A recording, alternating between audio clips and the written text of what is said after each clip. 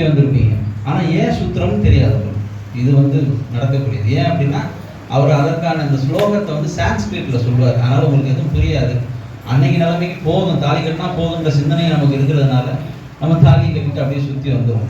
அந்த சான்ஸ்கிரிட்டில் என்ன சொல்லுது அப்படின்னா, நாங்கள் இந்த நொடி பொழுதில் பிடித்த இந்த பொடி, இதை இப்படி பிடிப்போம், சுண்டு வரல் ரெண்டையும் சேர்த்து பிடிப்பாங்க, முந்தானையும் முடிஞ்சு விடுவாங்க, பார்த்துருப்பீங்க.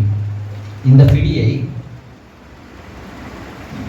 எப்பொழுதும் எந்த கணமும், அதாவது இடி இடித்தாலும் மழை பெய்தாலும் இல்லை இயற்கையினுடைய சீற்றத்திற்கு ஆட்பட்டாலும் இல்லை பல கஷ்டங்கள் துன்பங்கள் எது வந்தாலும் நாங்கள் இந்த பிடியை, மரணமே நிகழ்வதாக இருந்தால் கூட இந்த பிடியை நாங்கள் தளர்த்துவதில்லை. அந்த மரணத்தை நாங்கள் இருவரும் ஒற்றுமையாக ஏற்றுக்கொள்வோம் என்று அந்த ஸ்லோகம் சொல்லுது. இது அந்த சான்ஸ்கிரிட்டில் சொல்லக்கூடிய ஸ்லோகம் சொல்லுது. அது நமக்கு தெரியறதில்லை. சான்ஸ்கிரிட்டில் இருக்கிறதுனால நம்ம என்ன செய்யறோம், 3 தடவை சுற்றிட்டு வந்துடுறோம்.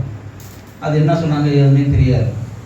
அதுக்கப்புறம் நம்மளுடைய வாழ்க்கை மாறி அந்த தத்துவம் தெரியாமல் பல விஷயங்கள் நமக்கு நடந்து போயிடும். ஆனால் இங்கே அதற்கு மாறா சாமி என்ன செய்கிறாங்கன்னா, ஒரு சத்திய பிரமாணம் நம்ம இங்கே எடுக்கிறோம். பொதுவாக இங்கே செய்யக்கூடிய திருமணங்களில் அந்த சத்திய பிரமாணத்தை நாங்கள் முன்வைத்து செய்வது வழக்கம். அது அந்த சத்திய பிரமாணம் அவர்கள் அக்னி சாட்சியாக வைத்தார்கள். இதை நாங்கள் ஆத்மார்த்தமாக ஆத்ம சாட்சியாக எடுக்கக்கூடிய ஒரு சத்திய பிரமாணமாக வைத்திருக்கிறோம். அது இப்போ வாசிப்பாங்க. வாசிக்கும் பொழுது உங்களுக்கு என்னன்றது தெரியும்.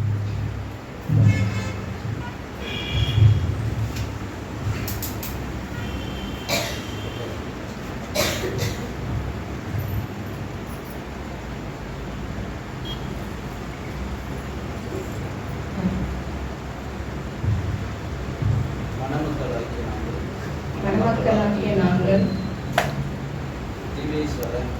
ஜீவேஸ்வர சம்யோகத்திற்காகவும் அதாவது ஆன்மாவோடு இரண்டர கலப்பது. சம்யோகம் என்பது வேற, சம்போகம் என்பது வேற. சம்போகம் என்பது ஆணும் பெண்ணும் சேரக்கூடியது உடல் ரீதியாக. சம்யோகம் என்பது ஆன்மாவும் சேரக்கூடியது. அதை தான் இங்கே சாமி வேறுபடுத்தி காட்டுறாரு. ஆமாம், சம்போகம் என்பது உடலும் சேரக்கூடியது. சம்யோகம் என்பது ஆன்மாவும் சேரக்கூடியது. அதுதான் சொல்லியிருக்காங்க. இந்த மாயா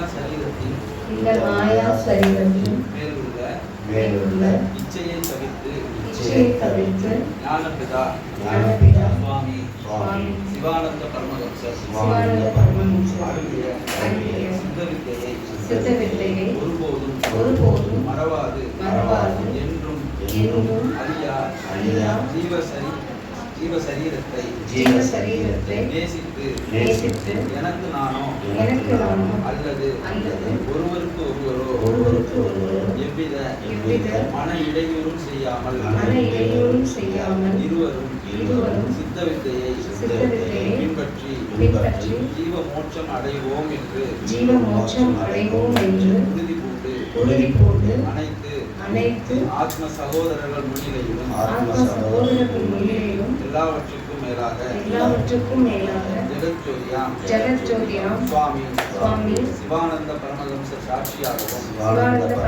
சாட்சியாகவும் இன்று இல்லற வாழ்வில் அடியெடுத்து வைக்கின்றோம் என மனப்பூர்வமாகவும் ஆன்ம தெளிவோடும் அனைவர் முன்னிலையிலும் தெரிவித்துக் கொள்கிறோம். அனைவருக்கும்